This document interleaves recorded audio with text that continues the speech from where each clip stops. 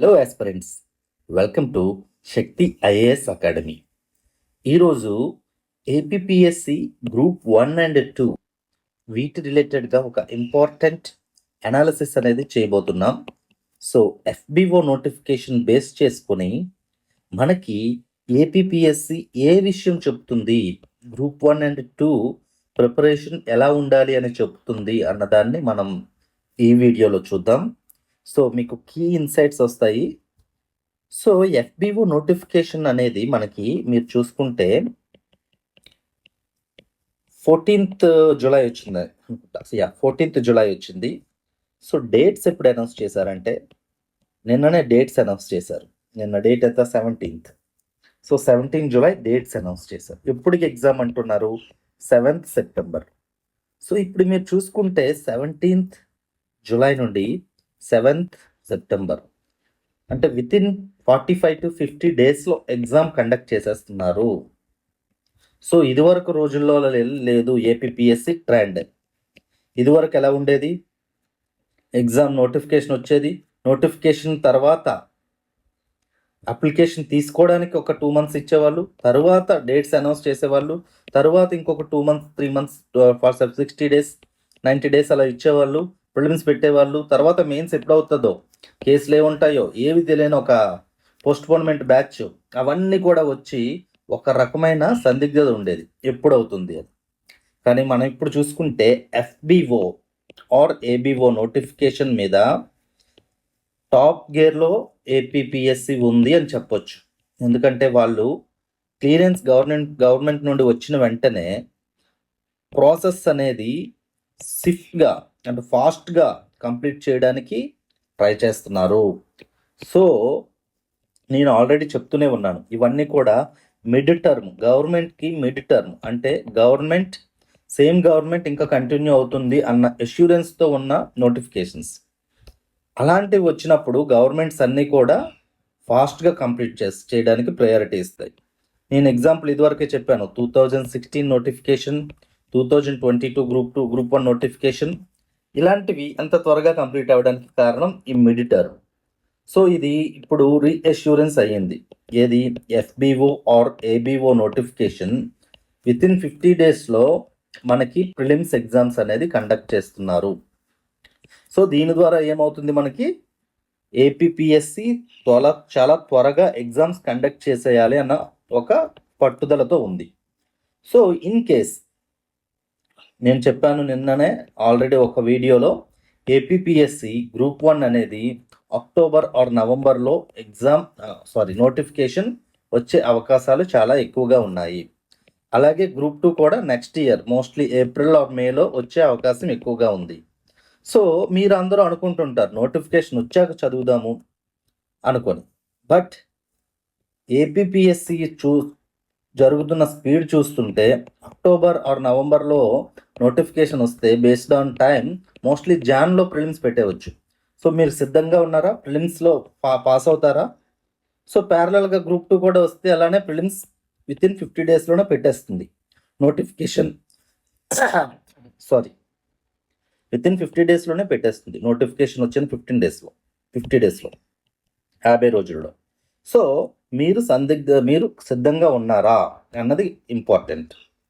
మనకి ఇప్పుడు చూసుకుంటే ప్రిలిమ్స్లో రేషియో ఇదివరకు 1:100 తీసేశారు. ఏది? గ్రూప్ 2కి. గ్రూప్ 1కి కూడా 1:50 తీయడం జరిగింది. కానీ ప్రతిసారి అలా ఉంటుందని అష్యూరెన్స్ చేయలేకపోవచ్చు.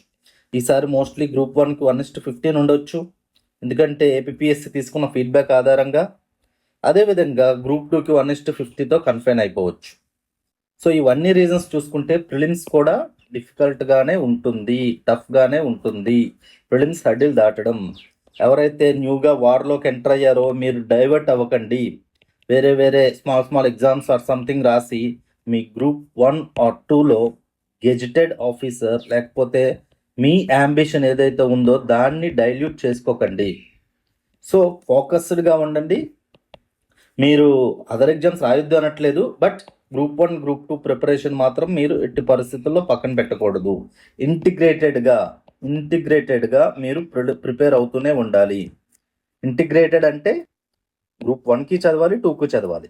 చాలామంది ఓన్లీ 2ఏ చదువుతాను, నాకు 1 అనేది రాదు అని ఫిక్స్ అయిపోతారు వాళ్ళే. ఏది ప్రయత్నం చేయకుండానే ఫిక్స్ అయిపోతారు. అలా ఫిక్స్ అయిపోవడం వల్ల డిసడ్వాంటేజెస్ అంటే, ఇప్పుడు చాలామంది గ్రూప్ 2 రాశారు, వాళ్ళందరూ ర్యాంక్ వచ్చేస్తుంది అని గత 4-5 ఇయర్స్ నుంచి చదివారు. ఓన్లీ గ్రూప్ 2 మీద కూర్చున్నారు. వాళ్ళకి ర్యాంక్ వచ్చిందా? సిపిటి లిస్ట్లో ఉన్నారా? చాలామంది లేకుండా పోయారు. ఎందుకు అని అంటే వాళ్ళు ఒక కంపార్ట్మెంటలైజేషన్ చేసేస్తున్నారు. గ్రూప్ 1కి గ్రూప్ 2కి నిన్న చెప్పినట్టే నేను, సిలబస్ అనేది 70-80% సేమ్ ఉన్నప్పుడు నువ్వు ఎందుకు 1 వదిలేస్తున్నారు? సో 1 అండ్ 2 చదవడం వల్ల మీకు ఎగ్జామ్ మోడ్లో ఉంటారు. ఎగ్జామ్ మోడ్లో ఉన్నప్పుడు చదివే ప్రిపరేషన్కి, ఖాళీ టైంలో చదివిన ప్రిపరేషన్కి చాలా క్వాలిటీ గ్యాప్స్ ఉంటాయి. అందువల్ల మీరు గ్రూప్ 1 అండ్ 2కి ఇంటిగ్రేటెడ్గా చదవాలి. బట్ ప్రిపరేషన్ ఎట్టి పరిస్థితుల్లో వదలకూడదు. మీరు నోటిఫికేషన్ వచ్చేసరికి సిద్ధంగా ఉండాలి.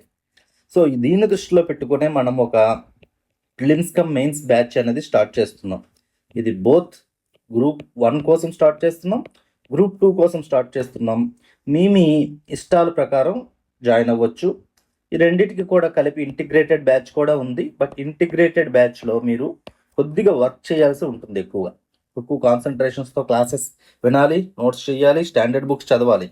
మేము అందరూ చెప్పినట్టు ఈ మెటీరియల్ ఇచ్చేస్తాం, ఈ మెటీరియల్ మీరు చదువుకుంటే సరిపోతుంది, ఇందులోంచే క్వశ్చన్స్ దాటవు అని ఏం చెప్పం. We allow you to study standard books. అందులో ఉన్న కాన్సెప్ట్స్ అన్నీ అర్థమయ్యేటట్టు చెప్తాం మేము. అందరూ యూపీఎస్సి ఆర్ ఏపీపీఎస్సి గ్రూప్ 1లో ఇంటర్వ్యూ స్టేజ్ వరకు వెళ్ళిన వాళ్ళే ఉంటారు మెంటర్స్. సో వాళ్ళందరూ కూడా మీకు స్టాండర్డ్ బుక్స్ చెప్తారు, క్లియర్గా కాన్సెప్ట్స్ ఫుల్గా క్లారిఫై చేస్తారు. మీకు ఆన్సర్ రైటింగ్ అనేది క్లియర్గా ఉంటుంది. మీకు ఎవరైతే మెంటర్ ఉన్నారో అతనే డైరెక్ట్గా ఎవాల్యుయేషన్ చేస్తుంటారు. సో మీకు పర్సనల్ 1-to-1 అనేది రిలేషన్షిప్ ఉంటుంది, ఇదేదో కమర్షియల్ స్కేల్లో కాకుండా. సో యాస్పిరెంట్స్కి కొద్దిగా వాళ్ళ ప్రిపరేషన్ ఈజీగా చేద్దాం, కొద్దిగా జర్నీలో హెల్ప్ చేద్దాం అన్న ఉద్దేశంతోనే మనం ఇది లాంచ్ చేస్తున్నాం, కమర్షియల్ బేస్డ్ కాదు. సో అందువల్ల మీకు 1-to-1 అనే మెంటర్షిప్ అనేది తప్పకుండా ఉంటుంది. మీ డౌట్స్ 24/7 ఎప్పుడైనా అడ్రస్ చేయబడతాయి. సో ఇది మీరు డెఫినెట్గా గుర్తుపెట్టుకోవాలి. మనం చూసుకుంటే ఎవరైనా ప్రిపేర్ అయ్యేటప్పుడు ఏం చేస్తుంటారు? చదువుతారు ఏదైనా బుక్ తీసుకొని, దాన్ని తర్వాత రివైజ్ చేస్తారు. రివైజ్ చేసినాక నోట్స్ చేస్తారు. కొంతమంది నోట్స్ కూడా చేయడం లేదు, but this is the standard process many people follows. So notes చేసినప్పుడే మీకు మీలో ఉన్న అండర్స్టాండింగ్ అవన్నీ కూడా తెలుస్తాయి, బాగా గుర్తుండే అవకాశం ఉంటుంది. దీని తర్వాత రైట్ చేయాలి. సో అంటే ఏదైతే మీరు నోట్స్ చేసుకున్నారో దానికి ఒక ఆన్సర్స్ రాయాలన్నమాట. తర్వాత దాన్ని అనాలిసిస్ చేయాలి. సో దాని తర్వాత మీరు ఒక ఫుల్ లెంత్ టెస్ట్ ఎగ్జామ్ ఎన్విరాన్మెంట్లో రాస్తూ ఉండాలి. తర్వాత మళ్ళీ రీడ్ చేయాలి. సో ఈ లూప్ అనేది కంటిన్యూ అవుతుండాలి. మొదట చదవాలి, చదివిన వెంటనే దాన్ని రివైజ్ చేయాలి, నోట్స్ చేయాలి, ఆన్సర్ రైటింగ్ ప్రాక్టీస్ చేయాలి, అనలైజ్ చేయాలి ఆన్సర్ రైటింగ్ మిస్టేక్స్ ఏంటో, తర్వాత టెస్ట్ రాయాలి, తర్వాత ఈ లూప్ రిపీట్ అవుతూ ఉండాలి. కానీ చాలామంది ఏం చేస్తున్నారు? ప్రజెంట్ రీడ్ చేస్తున్నారు, టెస్ట్ రాస్తున్నారు, రివైజ్ చేస్తున్నారు, తర్వాత మళ్ళీ రీడ్ చేస్తున్నారు. అంతేగాని ఇక్కడ ఇవి చాలా క్రూషియల్ ఆస్పెక్ట్స్. ఏదైతే అనాలిసిస్ చేయాలి, మీలో ఉన్న తప్పుల్ని అనాలిసిస్ చేయాలి, నోట్స్ చేయాలి, ఇలాంటి క్రూషియల్ థింగ్స్ని మిస్ అవుతున్నారు. సో మన బ్యాచ్లో, మన ప్రిలిమ్స్ కమ్ మెయిన్స్ బ్యాచ్లో ఈ నోట్స్ మేకింగ్ అనేది మనకి మెయిన్స్ ఓరియంటెడ్గా ఎలా చేయాలి, బోత్ గ్రూప్ 1 అండ్ గ్రూప్ 2కి. తర్వాత మీలో ఉన్న లోపాలేంటి, అనాలిసిస్, మీ ఆన్సర్ రైటింగ్లో కానీ, మీ కంటెంట్లో కానీ, మీ ఎంసీక్యూల్లో తప్పు ఎందుకు ఎంచుకుంటున్నారు, అలాంటివన్నీ కూడా మనం క్లియర్గా ఎక్స్ప్లెయిన్ చేయగలం. ఎందుకంటే మీరు ఏదైనా ఎగ్జామ్ తీసుకుంటే ఎగ్జామ్ కంటెంట్ అనేది 50% మీ సక్సెస్ డిసైడ్ చేస్తుంది. ఇది ఎవరైతే మన గ్రూప్ 2 ఎగ్జామ్ రాశారో, మెయిన్స్ క్లియర్కి ఎలా అయిపోయారో వాళ్ళకి బాగా తెలిసి ఉంటుంది. వాళ్ళ దగ్గర కంటెంట్లో ఎటువంటి రాజీ లేదు, ఎటువంటి తప్పు లేదు. చాలా బుక్స్ చదివారు, మెటీరియల్స్ చదివారు, చాలా ఎక్కువగా చదివారు, బట్ ర్యాంక్ రాలేదు. ఎందుకంటే వాళ్ళకి కంటెంట్ అనేది 50% ఉంటుంది. ఇంకొక 50% నేను ఎప్పుడు చెప్పినట్టు స్కిల్ ఉండాలి. ఇవి గ్రూప్ 1, గ్రూప్ 2, యూపీఎస్సి ఇవన్నీ కూడా స్కిల్ బేస్డ్ ఎగ్జామ్స్. స్కిల్ అంటే ఏంటి? మీకు ఆన్సర్ రైటింగ్ స్కిల్స్ ఉండాలి, మీకు ఎంసీక్యూస్ సాల్వ్ చేసే స్కిల్స్ ఉండాలి, అంటే కాంప్రహెన్షన్ ఎలా ఉండాలి అన్న దాని మీద స్కిల్స్ ఉండాలి. తర్వాత నోట్ మేకింగ్ అనేది స్కిల్స్ ఉండాలి.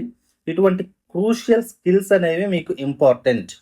సో చాలామంది ఇన్స్టిట్యూట్స్ స్కిల్ అనే ఆస్పెక్ట్ 50% మీద నెగ్లెక్ట్ చేస్తారు. ఓన్లీ వన్ వే, నేను చెప్తాను నువ్వు విను అన్నట్టు వెళ్ళిపోతుంటుంటారు కదా. సో ఇక్కడ మనకి ల్యాక్కిన వస్తుంది. ఈ స్కిల్ని కూడా మనం అడ్రస్ చేస్తాం ప్రాపర్గా. సో స్టాండర్డ్ బుక్స్ కూడా ఎలా చదవాలి, ఎంతవరకు చదవాలి, అందులో ఉన్న కాన్సెప్ట్స్ అన్నీ క్లియర్ చేసి మనకి ప్రొసీడ్ అవుతూ ఉంటాం.